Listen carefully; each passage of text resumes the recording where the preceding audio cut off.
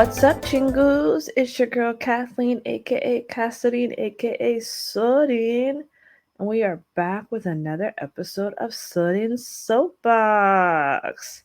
Yes, here on Sorin's Soapbox is where we rant about all things love, life, and the pursuit of music. Get into it, get into it. What's up, family? How you doing? How you doing? We are back at it again with the back at it again. What's up, everybody? If you are a first time listener, welcome, welcome, welcome. We invite you in, have a seat, grab yourself some wine, some tea, because we are a family here. Grab you some coffee, whatever you need. And if you're a returning listener, what's up, family? How you doing? How you living? How you live? How your mama and them? You living all right? You living good? You doing all right? I am so excited for today's episode. We are just going to chop it up. We're going to talk, chit chat, do the dang thing as we normally do around here. But you already know.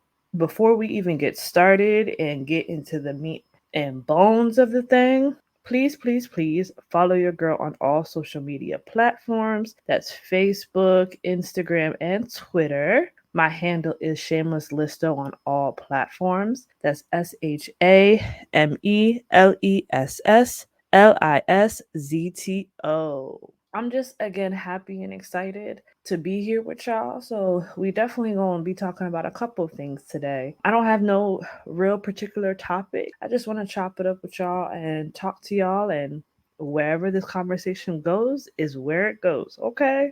So now we usually kick off the episode starting off with Sorin's life update, where I usually talk about what's been going on with me, how I'm doing, if there's any crazy or good or bad things that's been going on with me. So let's get into it. So, as far as, because obviously now I'm on a monthly basis, I feel like April's been pretty chill for the most part. I'm still hella busy, but at the same time, it's been like chill in terms of like any real events going on in my life. My mom's birthday was this month, so thank God I was able to, wish her happy birthday, send her a little something, something. Try to take care of my mama as best as I can. School is schooling. I'm gonna keep it 100 with you. School is schooling. This year in particular at like teaching. And for those who are new, I am a English teacher in South Korea, and I'm now basically on my 4th year as a teacher. And I'm not gonna lie to y'all. Some of my classes, especially my high school classes, they've been amazing. I know I shouldn't be partial, but I love my high schoolers. Like my high school students, I love them to death. They are funny, they are witty, they are smart, they are comedic. Like, I mean, I get a whole bag with them. I teach middle and high school, but I'm going to keep it 100. I love my high school students. And even when I first came to Korea, my preference was to teach middle school and high school students because I wanted to be able to have conversations with them and connect with them and understand their world and understand what life is like for them. Especially because, my experience as a high school student in America is completely different from high schoolers living in Korea. So I really wanted to be able to connect with them and understand them. Don't get me wrong. I have a my middle schoolers are great, but they be trampolining on my baby hair of faith.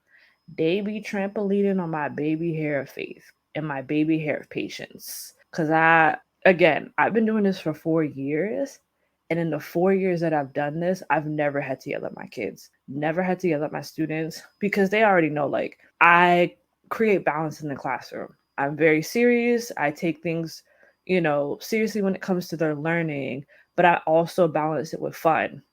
So, I create games and activities for them. I give candy. I do a lot of those things with them, but they understand that these are privileges. They're not like, oh, I just give out candy just for the sake of it, even though sometimes I do. But for the most part, I keep it like, okay, you perform well, you get rewarded, that type of thing. And so most of my kids, they enjoy my class. They even tell me that they look forward to my class, which means a lot to me because even after 4 years, I still kind of have this imposter syndrome going on where I'm just like, bruh, you didn't go to school to be a teacher. Like, that wasn't your degree, that wasn't your major, nothing.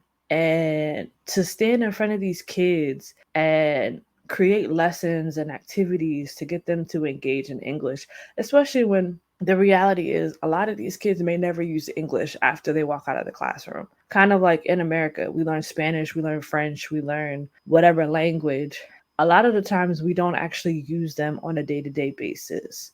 Because I remember learning Spanish in middle school, and I'm like, why am I learning Spanish? I'm never going to use this. Which, truth be told, there were moments that I could have used Spanish because I worked in a lot of restaurants growing up, and a lot of the staff were Hispanic, and I could have benefited from remembering that. But hindsight is 2020, right? And I think it's the same thing for a lot of my kids who are learning English. Some of them, they want to learn because they have dreams and aspirations to use the English or just be able to talk to people. And then I have some of my students, they could care less about English because they're like, I'm Korean, I live in Korea. There is no point in my life where I'm ever going to use English. And I understand where they're coming from because, again, I was them learning Spanish. And it wasn't until high school that obviously I could pick my own language. So I took French. But I took French because it was easy, because I already speak Creole and a lot of the words are similar. And I just wanted an easy A through my last 2 years of high school. I was like, I don't want to really be thinking and having to stress out about a language. So I took French for 2 years. So that's that. But yeah, my middle schoolers, I've had to yell at 2 different classes within the past 2 weeks. And I'm like, bruh, what is going on? Like, I have my 6th graders, and the way Korean school is, they have middle school first, second, and third grade, and then they have high school first, second, and third grade. So middle school first grade would be considered like 6th grade, basically, for us. And if you go to American school, it's basically considered 6th grade. So they're just leaving elementary school and they're coming into middle school. So middle school is a whole different playground for them. And I have 2 separate classes. Like, one, their energy level will be like on -5. That when I walk in, I basically have to warm them up, prep them, and then like we get going. But even then, like, they don't be trying to listen. They don't be trying to hear nothing. Again, the idea like, oh, I'm Korean, I'm never gonna use English. Like, why am I in this class? And so like I basically have to wrestle with them to like even engage and participate in the class. And again, I understand like not everybody's gonna have a love and a joy for English, and I don't walk into the classroom with that mentality that every kid wants to learn English. But it's just like they not trying to do nothing. They're not trying to do nothing. And so we were doing a practice activity and they were just like misbehaving, that I shut everything down. I was like, you know what? Pull the plug. Everybody sit down. Don't talk, don't speak, don't do nothing. And, even after the fact, I didn't necessarily feel the best about it because, one, I'm like, maybe I could have handled that a different way. But also, I'm supposed to have a co-teacher and he's supposed to jump in and like do the discipline. But the sad truth is, a lot of times, whoever your co-teacher is, they don't care. And so a lot of the times I'm left with the responsibility of trying to wrangle my classrooms, unless I have a good co-teacher, because I have about 3. One of them, child, he has 1 foot out the door in retirement. So he really just don't care. The other 2, I don't have problems with them. But yeah, I had to basically shut them down and be like, nah, we're not doing none of this. We're not doing none of this. And then I had another class, which is my middle school 3rd graders. They're basically like my 8th graders. And normally they're really good. But this particular day, like, they were just dead. And I even, I do like a temperature check. I'm like, hey, how you guys feeling? Like, are you okay? Because with my kids, and this is middle and high school, like, they're in school from 8:30 in the morning. And a lot of times they don't get home till 11, 12, 1 o'clock in the morning. And that's because they go to regular school from 8:30 to 3:30 or 4:30, depending on the day. Then they may have like 30 minutes to an hour of break time, which was when a lot of my kids, they'll go to a cafe or a convenience store and they'll get ramen or some sort of food to just scarf down real quick. Then like 4 to 5 o'clock, they go to Hagwon or academy, and then they spend their time from like 5 p.m. till like 11, 12, 1 o'clock in the morning at these academies. And the academies vary on subjects. So there's math academy, There's science, there's English, there's history, biology. If they want to do art, there's an art academy. Like, it just varies. But they spend another 5 to 6 plus hours at the academy. Then they go home and they're not going to bed till, like I said, 1 o'clock, 2 o'clock, maybe even 3 o'clock in the morning. And then they have to wake up and do it all over again. And again, this is for my middle schoolers and my high schools. It's not like high school where you're prepping to go into university, so you're putting in extra hours. Like, this is literally a day-to-day basis for them. And so, I go in understanding that, being empathetic and just testing the temperature, because I'm like, hey, how are you guys feeling? Are you guys tired? Are you guys sleepy? Are you guys sick? Where is your head at? And they're like, oh no, we're good, we're happy, we're this, that, and the third. But then, like, I felt like I was pulling teeth to get through the lesson. I felt like they just wasn't giving me the energy. And it wasn't even like, oh, they're being tired or whatever. It was just like they wasn't trying to hear nothing that I was saying or teaching. And so, like I said, I normally do like a practice activity or a game at the end. And I started to do the game, but the game was reviewing all the stuff we learned and they didn't know any of it. And I was like, nah. Again, pull the plug. I'm like, if y'all not listening, there's no point in me giving you a game. I was like, games are privileges. You have to earn them. If you don't earn them, you don't get them. And again, I did another temperature check. I'm like, if y'all are sick, tell me. If, you're not feeling well, tell me. If you went to bed late because you were studying, tell me. Like, and I'm saying this like not in the, oh, they can't communicate. Like, my students talk to me. My students will tell me, oh, teacher, I'm not feeling well. Teacher, my head hurts, mori apayo, which means like I have a headache. They'll be like, oh, I'm feeling sick, or I'm tired because I didn't go to bed till 3 a.m. And I'm like, okay. And then I kind of navigate my lesson based off of their mood. But if they're not honest with me, if they're not telling me the truth up front, I can't work with them. Now, again, being the empath that I am, I understand this is a foreign concept for them.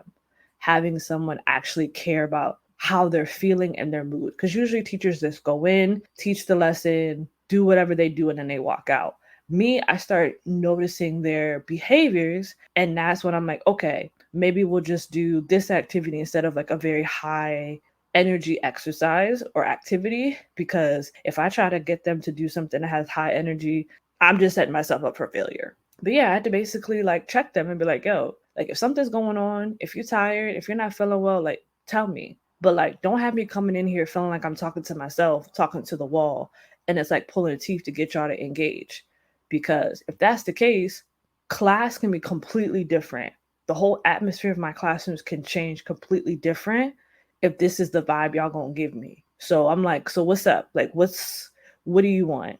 And so, later on they apologized and they were just like, we worked it out. But I say all that to say, like, in my 4 years, I've never had to do that. And I'm like, okay, like, what does this mean for me? And I'm not necessarily sure. I don't have an answer for that. But it's just like, duly noted type of thing. So that was part of my month, so to speak. And then funny enough, I ran into a couple of my old students that I taught, like that have already gone and graduated, and ran into them. And they were like, oh yeah, you taught me when I was 19. I'm now 22. And I was just like, my chest.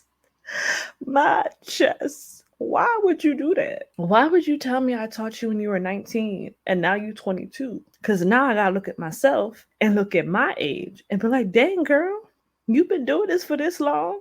And I mean, again, I say this every time. Shout out to the teachers who be doing this 5, 10, 20, and beyond years. Because, man, me? Oh, I know I have an expiration date on all this. I already feel it in my spirit. There's an expiration on all this, because I can't see myself doing this past 5 years, and I'm gonna keep it 100. I don't see myself doing this past 5 years. And again, it has nothing to do with the kids, the school. I love my kids. I love my school. My kids are great. I love what I do. I don't wake up hating my job, which if you've listened to past episodes, I said that's a first for me, because there's not one job that I've had that I didn't wake up being like, how can I call out of work? What excuse can I give to miss work today? How can I finagle myself out of my job? Or like, oh, maybe I'll go in, but then like I say I feel sick during my lunch break and then go home. Like, I've been there. So this is the first time where I'm like, I don't wake up with that feeling. I may be tired because that's never going to go away. Like I wake up exhausted, I wake up tired because I'm not a morning person. I'm not a morning person. Anything before, honestly, 9 or 10 o'clock, you asking a lot for me to show up. But at the same time, I just don't see myself doing this past 5 years. So that's that on that. And then, oh, y'all finna be sick of me, sick of me, sick of me. So my sister did a 23andMe ancestry test, maybe I want to say a couple weeks ago or maybe a month ago. And I had her do it. I paid for her to do the 23andMe ancestry because one, I wanted to know like where our ancestry comes from, and then we did the one about the health too because my mom has a lot of health issues including having lupus, and this isn't something that we are aware is hereditary or genetics. So we decided to do the 23andMe. Now, she did it because I can't get it delivered here in Korea. They don't have something like that available. So just had my sister do it because obviously we come from the same parents. So her results will be my results. And y'all, I think I've said this before that Haitian people, from what I've learned through history, we originally come from Benin in Africa. And then there's other countries that speak Creole as well, like Ivory Coast, Martinique. There's like actually quite a few countries that have a derivative of Creole. I remember watching a video on Instagram and somebody was like, how many Creoles can you identify or can you hear? And it was like a bunch of different countries. Some I knew, some I didn't. And I was like, I would say like 80 to 85% of them I could understand. And I was like, yo, I didn't realize like Creole as a language was that widespread. So, me, my mom, my dad, and my sister, we all took a bet, like for $1. Where did we think we came from? So my mom said Benin. I think my dad said Ivory Coast. I don't remember where my sister said. And then because I couldn't say Benin, I think I said either Nigeria or shoot, I can't remember. But y'all, the test results came in and I want to read y'all the results because when I tell you, when it says Z, which means I'm shocked, I am shooketh, I am beside myself. So let me read you these results, okay? I am 36%, well, 36.1% Nigerian. What? What? Baby, y'all finna be sick of me. I already love, Afro beats and Caribbean music, but the fact that I have Nigerian in my blood, y'all finna be sick of me. Okay? Sick of me. I'm about to be at the Burna Boy concert, the Wizkid concert, talking about some we family. I have Nigerian friends right now. I still need to message them and be like, oh, we blood. We family. We go together real bad. Like, we go together real bad. So that was the top one. The second one is 19.3% Ghanaian, Liberian, and Sierra Leone. I'm assuming that like Benin is lumped into there. Obviously, it doesn't say Benin specifically on my thing, but like that particular area, again, per history, apparently is where a lot of Haitian people, or people who now identify as Haitians, come from. So that's the 19.3%. Then I'm 14.9% Angolian and Congolese. Child. I'm 5.7, ooh child, Senegambian and Ghanaian. So I got some Ghanaian in my blood. This is the one that tripped me out. I am 5.1% Spanish and Portuguese. Spanish kind of made sense because, Haiti's right next to the Dominican Republic. But where do Portuguese come from? Where do Portuguese come from? That's what I want to know. Then I'm 2.3 French and German, which French makes sense because they were colonizers. German, I don't know where that's coming from at all. Then I'm 0.4% Greek and Balkan. Greek? And then I'm 0.3% Italian and 0.2% Southern East African. I want to know where the heck the Portuguese, the German, the Greek, and the Italian come from. I got questions. Who in my family came from these parts of the world? Or maybe it's my colonizers. I don't know. But I was very shocked by Nigerians. Very, very much shocked. Because I was like, yes, we came from Africa, but Nigeria just seems so far off for me. Like, it just didn't even register. Like, I just knew it was gonna be like Benin or, Ivory Coast, which considers as like Southern East Africa, if I'm not mistaken. I don't know my geography that well, but I like, and it does say Caribbean on there as well. Like, Caribbean's like the very last, and it says I come from two regions. But Nigerian, Portuguese, Italian, Greek, yes, I'm claiming all of them. I don't care if it's 0.3%. But like Nigeria and Ghana, when I tell y'all finna be sick of me. Y'all finna be sick of me. Cause the way I'm about to put in my bio, the Haitian flag and the Nigerian flag, respectfully. And May is Haitian Heritage Month. The way. Wait till Nigerian Independence Day comes around. Y'all fit to be sick of me. Cause I'll be like, oh, I'm one of y'all. Y'all are me, I am you. What? This was the highlight of my month, to learn I have Nigerian in my blood. I have Nigerian, and I mean, it tracks because, like, the food, the culture, the dance, it fits, but I just wasn't expecting to see Nigerian on my chart at all. Like, when I tell you that made my month, when my sister sent me the results, the way I stood there aghast because I couldn't believe that I have any Nigerian in my blood. I, child, child. But yeah, that's one of my biggest updates. Is your girl is Haitian and Nigerian? Okay, y'all not finna talk to me crazy. You better talk to me nice. Talk to me nice, okay? Parlez doucement avec moi. Talk nice to me, okay? But yeah, I feel like, oh, my last update, child. So apparently, Bruno Mars is coming to Korea. He's coming in June.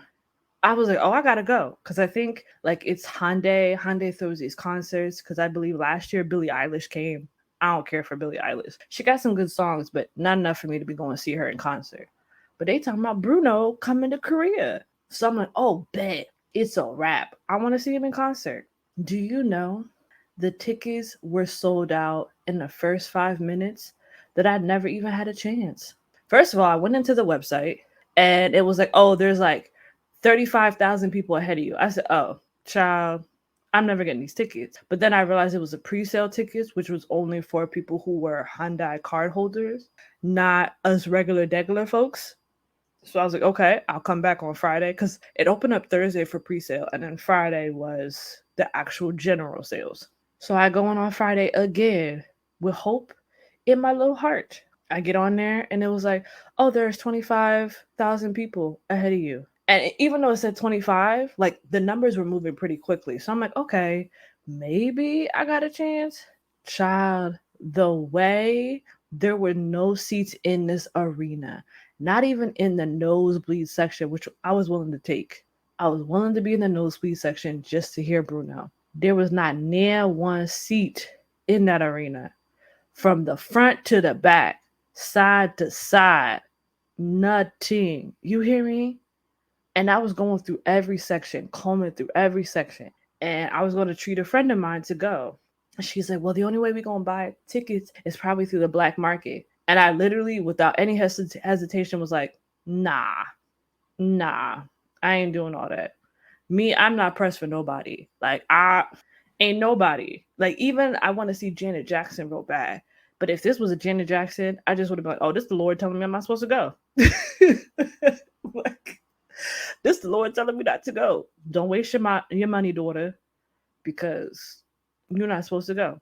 And my friend was just like, oh, well, we can just keep checking back to see if the tickets. One thing about me, baby, if I have something, a goal in mind, a plan in mind, I will see it to the end. But if I get to the end and it yields no fruit, I'm done. Why beat a dead horse? I'm not finna keep going back and forth, keep checking to see if tickets opened up. I'm good. I'm not doing that. I'm not doing it. So I'm real bummed about that because I really was thinking I could at least see Bruno for the summer. Because unlike the years before, I don't know if I'm gonna be really outside like that. Maybe I'll change my mind depending on how I feel or the events. But I really just don't see myself being outside like that because outside costs money, okay? And yesterday's price is not today's price. Because when I was out there in these streets last year, things was a little cheaper. But yesterday's price ain't today's price. Things don't gone up. They don't increase subway prices. They don't increase train and bus fare fees. Taxi cabs are more expensive. Child, outside is expensive. So I don't know if my tail's really gonna be out. And I still very much want to travel. Like I ain't been to Japan yet. I ain't been to the Philippines yet, and it's mad cheap to go. But like I said, outside is expensive. Like I know everybody telling myself we outside. Okay, but outside is expensive. Like who got outside money? That's the question. Who got outside money? I'm not saying I couldn't do it, but it's like, do I want to? That's the question. Do I want to? So we'll check back and find out next time on Dragon Ball Z if your girl ends up going outside this year. Cause I don't know. I really don't know. But yeah, I think that's basically all my life updates. Everything that's going on with me, how I'm living, how things are going. We're gonna see what May brings. They say April showers brings May flowers. I hope so. Cause it's cold. Why is it still cold in April? Why is April still cold? One day it's hot, I don't need a jacket. The next day it's pouring rain. Then the day after that it's cold and chilly. I'm like, uh-uh. Can I speak to the manager? Can I speak to management? Cause why? Why are we doing this? Monday's hot, Tuesday's cold, Wednesday it's raining, Thursday it's both. Thursday you wake up it's cold and in the middle of the day it's hot, then it gets cold again. What the world? And then my students is in my classroom, heck, coughing up a lung, hacking, and I'm like, Lysol this whole room, Lysol this whole entire space. Because what are we doing? What? Like, I mean, I was going through a lesson, and not every 2 minutes there was a student just hacking, coughing. I was just like, yo, what's going on? I'm like, So between the weather and my kids, like, I was like, this is ghetto. This is the ghetto, and I'm not here for none of this. So I don't like that. I don't like that at all. Nope. Nah, you can miss me with that for real, for real. But all right, I'm not gonna dwell on that too long. Let's go ahead and just move along, okay? Um, as far as today's episode, I'm gonna keep it 100 with y'all. I had a topic in mind, and the thing is for me, when I do these episodes, I feel like I have to have a theme or a topic to talk about. And I realized if y'all didn't notice about me, I'm a perfectionist. Like everything got to be done in a particular way. And what that does for me is add unnecessary stress to my life that don't need to be there. And one of those unnecessary stresses is feeling like I got to show up to this podcast, saying a particular thing, doing a particular thing, talking about particular things. And I'm like, girl, why you do this to yourself? And the thing is, like, I don't know what my Enneagram is because apparently that's supposed to tell you what your personality is. And I probably should take the test. And maybe I will, and I'll post it, and it'll make my whole life make sense. But yeah, I just be feeling like I gotta show up here and talk about certain topics and give my insight and advice on X, Y, and Z. And I'm not saying that's not necessarily the case, because obviously my past episodes have proven that I have topics to talk about, given my thoughts and things like that. But I realize, like, I don't have to show up like that every time. The people who listen to my podcast listen because they're interested in what I have to say, or they find me interesting, which I hope you do. But like, I realize I be putting on a lot of pressure on myself. And I think that just comes from the fact that right now in my life, I'm gonna keep it 100. I don't know what I'm doing. Like, legitimately, I don't know what I'm doing. I'm in a season in my life where I literally don't know what I'm doing, and it's scary. Like, I'm legitimately scared. And I think that fear comes from the fact that, like, oh, I'm 35. And I've said this before, like, you feel like at a certain point that you have to have your life figured out and mapped out. And I think feeling like, oh my God, I'm 35 and I'm trying to shift my life in a different direction. And I don't know what I'm doing. I don't know what I'm doing just with life in general. And that's a scary feeling to have. And even though I feel those things, like, again, me being Christian, I'm like, God, I know that you're in control. I know that you're, the captain of my ship. You are the driver of this car that's called my life. And so I really don't have need to be afraid or to be fearful. But it doesn't change the fact that I very much feel these things. I very much feel like I don't know what I'm doing. I don't know if I'm headed in the right direction. I don't know if I'm listening to God properly, if I even hear him right. I don't even know if what I'm doing right now even matters or makes sense. So for me, I'm kind of like just wrestling with this. Like, okay, God, like, you got me doing a lot of things right now. Like, and I'm not divulging them because there's obviously a time and place. But I just feel like, okay, God, you're putting stuff on my plate. You're like, okay, do this, do that. But then when I'm asking questions, my man's is radio silent. And that's the frustrating part about this journey. When you don't know what you're doing, is like having to just have faith. And a lot of times we hear people say, oh, faith is it's just a mustard seed. That's not how I see faith. I do, but I don't. Faith is as little as a mustard seed. But sometimes just to create that mustard seed takes all the energy out of you.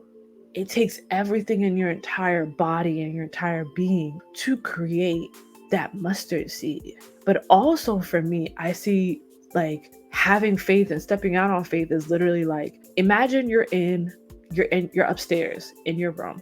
The lights are off and you're like, you know what? I'm feeling thirsty. I need to go downstairs into the kitchen and get something to drink. Imagine like you don't have an option to turn the lights on, but you're walking down the steps hoping that you don't slip and go sliding down all those steps. That's to me walking in faith, because it's dark. You trying to like take your foot and feel around and make sure like you stepping on each step individually and that you don't accidentally skip a step. Because when you skip a step, your heart all of a sudden leap out your chest because you feel like you're gonna die and go crashing down the bottom of the steps. I know I'm being dramatic, but roll with me here on this analogy. That's what I feel like. I feel like I'm taking one step in the dark and God is like, okay, take the next step. I'm like, I can't see the next step. You telling me take the next step up the stairway. I can't up or down, because child, you could go either way in this life. But you're telling me to take another step. I can't see the next step, but somehow I'm supposed to step on it and it's just supposed to appear. And I feel like it's one of those, like, if that's the walk that I'm on, is that like, I don't see a step until I lift my foot up to put it down, and then all of a sudden a step appears. But before that, I'm terrified, because it's like, what if I put my foot down and there's nothing there? I'm gonna fall down and bust my tail, and then everybody gonna be looking at me and be like, see, that's what you get for going down them steps in the dark. But it's like, that's where I am right now. That's where I am right now. I just literally feel like I don't know what I'm doing, and I'm taking steps in the dark, trusting and praying and believing that when I get to the bottom of the steps, or even the top of the steps, because again, life can take you up or down, you land safely. You land where you're supposed to be. You have to have some sort of trust to take the stairs, but also hope that by the time you get to your destination, everything kind of clicks and makes sense. But right now, I feel like nothing in my life is making sense. Nothing. And I remember talking to my sister the other day and just kind of like venting and feeling like, my life is obscure.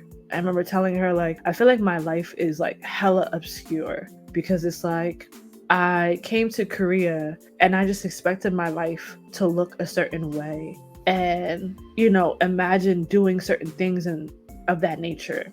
But then I get placed in Korea, and then I get placed in this obscure island that most Koreans don't even know about. And I get placed in this obscure neighborhood with obscure school. And I say obscure in the fact that, like, I'm on an island just pretty much estranged from everything aside from a bridge that connects this island to the, main city. But I'm like, I feel like this was obscure. This placement was obscure. And then not only that, like, as I've mentioned before, like I didn't make the friends that I thought I was going to make. I don't have access to the things I was hoping to have the access to, versus where if I lived in the city, I could have had that. And again, I know some people are like, oh, well, you could have moved, you could have left, because they do give us opportunities at the end of our contracts to ask, do we wish to renew or go to a different school? The thing is, it wasn't like, oh, I just want to stay here. I felt like God wasn't giving me the green light to leave. And that's the difference. It's like, yeah, I could have left, but then I know for a fact that I wouldn't have been doing the things that God called me to. And so I could have taken my own will, my free will, and do the things that I wanted to do. Or I could have been very intentional and be like, okay, God, do you feel like I should leave or stay? And I never had peace about leaving. I never had peace about leaving this city and going somewhere else where maybe there was a little bit more nightlife and people to meet and things like that. Like, I just never felt like I had the green light to do that. So I stayed here. And I'm not saying that like as a complaint or whatever. It's just to understand the context that like now I'm in a season where I feel like God is doing another transition, but I don't know what that transition looks like. I have no idea what that consists of, how that's supposed to go. And yeah, I could get real churchy and be like, well, that's where you're supposed to be. God, God isn't going to give you turn by turn directions. And I get that and I understand that. But at the same time, again, it's just a very scary feeling to not know what you're doing and not feel like, and not have this back and forth communication to know like, oh, I'm on the right path. I'm doing what I'm supposed to do. I just have to keep working at it, going at the grind. Like literally for me, I feel like every day I'm like, I hope I'm doing what I'm supposed to do. And God, if I'm not, I hope you interrupt me. I hope you somehow tell me like, girl, turn around because you're going the wrong way. I don't know. I guess I just wanted to talk about that and just be kind of transparent that sometimes you think people have it all together, especially unfortunately social media. Social media is a snapshot of people's lives and their highlight reels that people don't actually show like what they're going through. But I think I would be disingenuous. It would be disingenuous of me to not be truthful about where I am in my life right now. And I think that also just affects why like I scaled back on the podcast, doing 1 episode a month, because I'm really just trying to make sure that everything that I'm doing, God has a stamp of approval on. I want to make sure that I'm not stepping out of his will, that I'm not stepping out and doing my own thing, which is going to turn around and cause detriment to me later. Because I'm like, God, I don't know what I'm doing. I don't know what you want my future to look like. I don't know what my life in the future is supposed to reflect. And I think that's just a very hard place to be. And the only answer that I have right now is that I've just been spending a lot more time being intentional in my relationship with him and like just trying to really just understand, okay, God, this is the year 2023.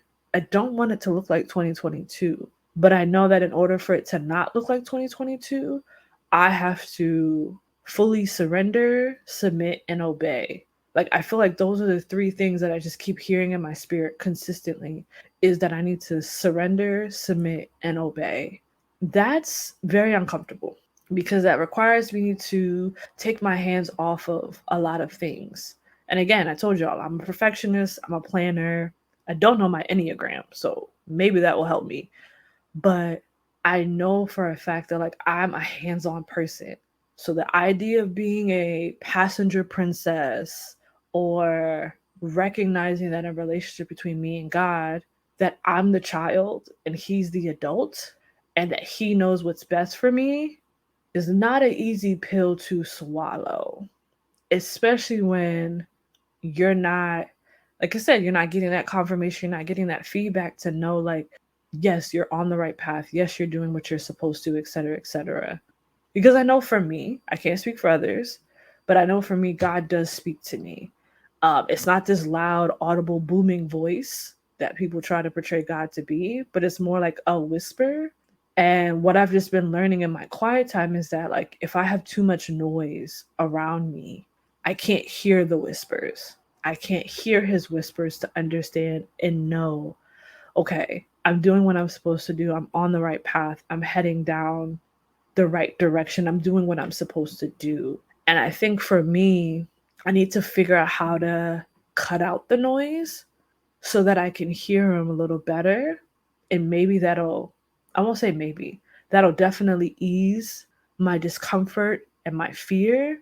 But I just haven't figured out how to block out the noise, and noise being, whether it be actual noise in the sense like I'm constantly listening to music that I drown out the silence, and God can't is speaking but I can't hear because I have music on, or I have so much schedule. Like I started this year because I was trying to organize my life. I created a whole Google calendar that literally says like what I'm supposed to do at what time. So I have in there what time my classes are. I have in there what time I'm supposed to exercise, what time I'm supposed to take a shower, what time I'm supposed to eat dinner, what time that I'm supposed to relax and unwind.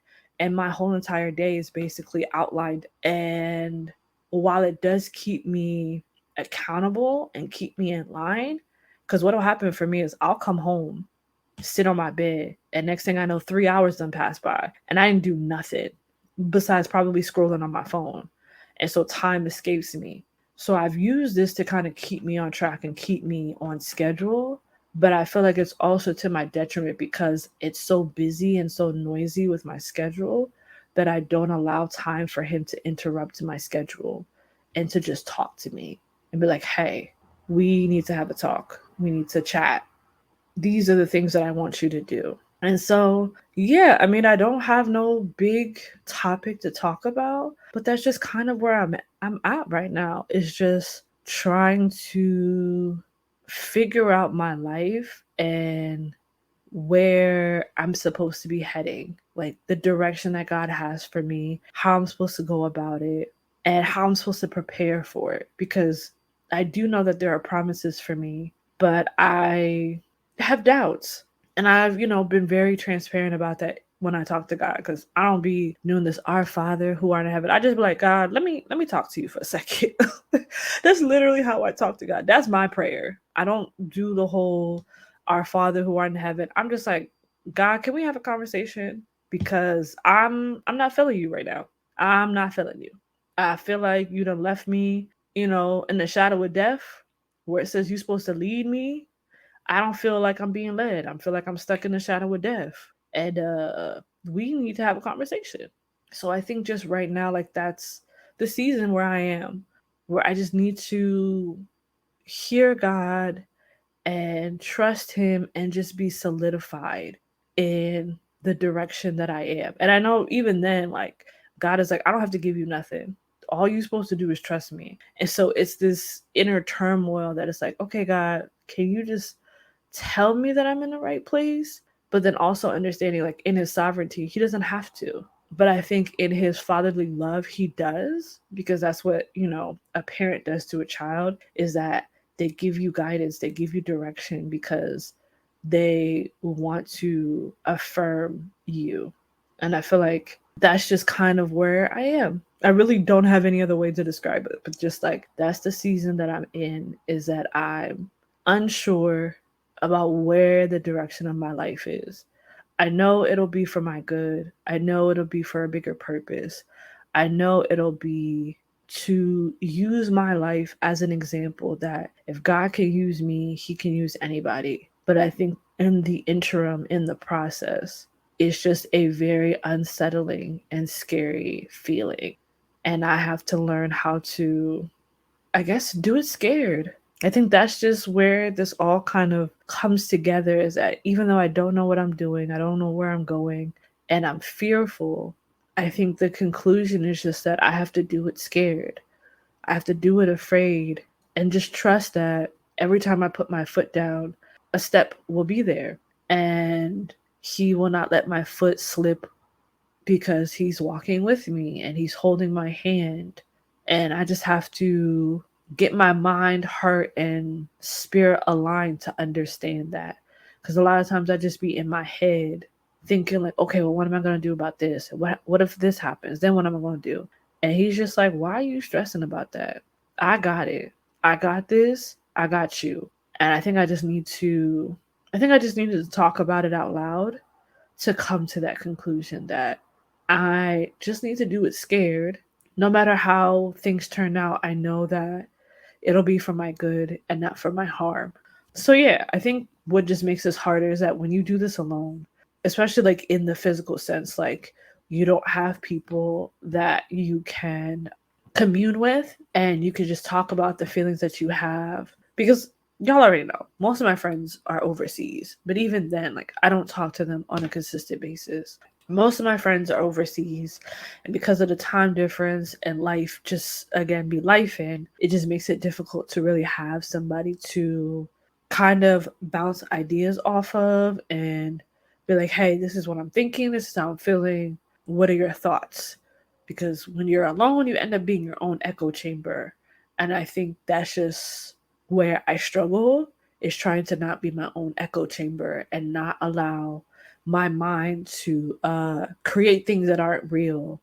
And I'm not saying I'm crazy, y'all. I'm not saying I'm crazy. But like, you start thinking thoughts that just aren't real, and you don't have anybody outside of you to combat those thoughts and those feelings. Be like, nope, that's not true. Nope, that's not real. Nope, God didn't say that. Nope, God wouldn't do that. Like, I don't have that. I don't have that. And so therefore it just makes this journey very difficult. Because I've already dubbed my years in Korea as being my wilderness years. If I ever write a book, which I know I'm supposed to, but I will definitely be titling my time in Korea as the wilderness years, because I feel like that's when God has really tried to separate me from everybody to just be with Him and to, again, clear out the noise and understand that He speaks in a whisper, and He's not going to raise His voice. He's not going to yell. He's going to say the same octave. And it's just up to me to really fine tune my ears to hear Him and hear what He's saying, so that I'm not feeling like, oh, I don't know what's going on. I don't know what I'm doing, because obviously I'm not supposed to.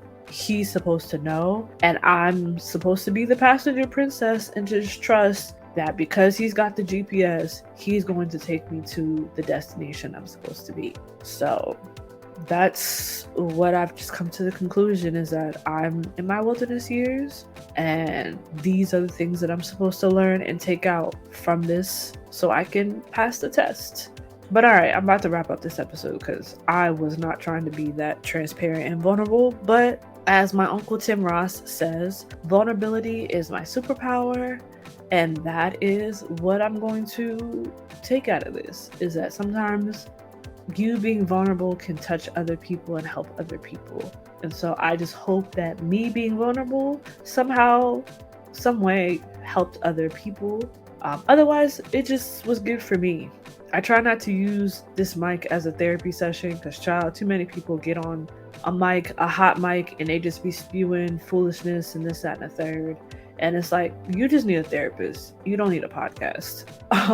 So I hope that this episode doesn't feel like I was using y'all as therapy, but I just really wanted to let y'all know like where I am in life and not make it seem like I have my stuff together, because I'm far from having it together and being put together. So let's knock that idea out of the park. But all right, I'm going to wrap up today's episode. If you love my content, if you love this episode and you're trying to be a part of the family, please make sure you leave a review on wherever you listen to podcasts, whether it's Apple, Google, Spotify, etc. Just show my podcast some love. It would mean a lot to me. But also, again, please follow me on all social media platforms. That's Facebook, Twitter, and Instagram. Tell me what you think about today's episode. If you have topics you would love for me to delve in on and talk about, I am more than happy to do so.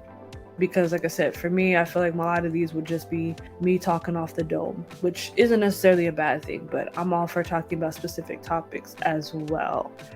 But yeah, other than that, I thank you so much for listening. I thank you for all of my listeners, all of my supporters, whoever you are in the world. I love you. I'm thankful for you. And I appreciate the fact that you just take however long to just listen to me ramble and rant and do what I do. So I love you guys. And with that being said, your girl is off her soapbox. See ya.